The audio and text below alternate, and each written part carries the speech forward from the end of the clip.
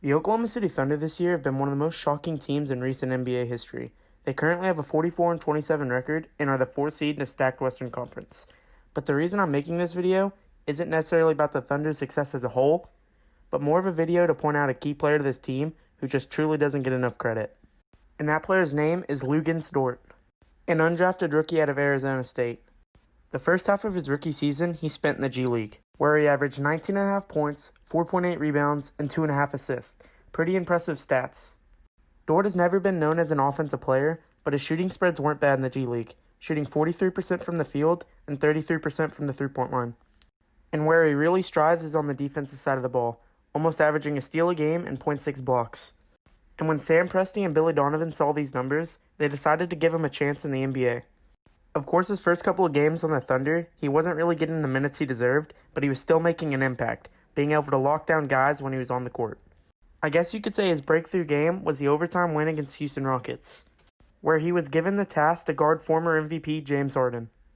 In that game, Harden went 9 from 29 from the field, which includes 1 from 17 from the three-point line, forcing him to tie his own record for the most missed three-point attempts in a single game. And that's the game that I think kind of solidified him as an NBA player, and not just some G Leaguer. And just a month later, the NBA season was suspended due to the coronavirus, which was really unfortunate for Dort because he was beginning to become a starter. But of course, a couple months later, the NBA came up with the resumption plan of a 22-team NBA bubble. And this was Lu's time to shine, as he was named starter versus the Utah Jazz in the Thunder's first seeding game. And in that game, he was very lackluster offensively, only putting up 5 points, 3 rebounds, and 1 assist. But he's never been an offensive guy.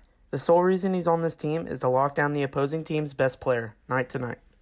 And that's exactly what he did. He was a big reason of why Donovan Mitchell only put up 13 points that game, and why the Thunder were able to come away with the 16-point victory.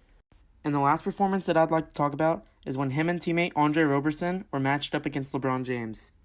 And they played exceptionally well. LeBron James played 30 minutes that game, and they stopped him to only 19 points, helping the Thunder root out a victory over the one-seeded Lakers. The point that I'm trying to make here is that Dort can guard the best player on the opposing team night after night, which is exactly what the Thunder needs.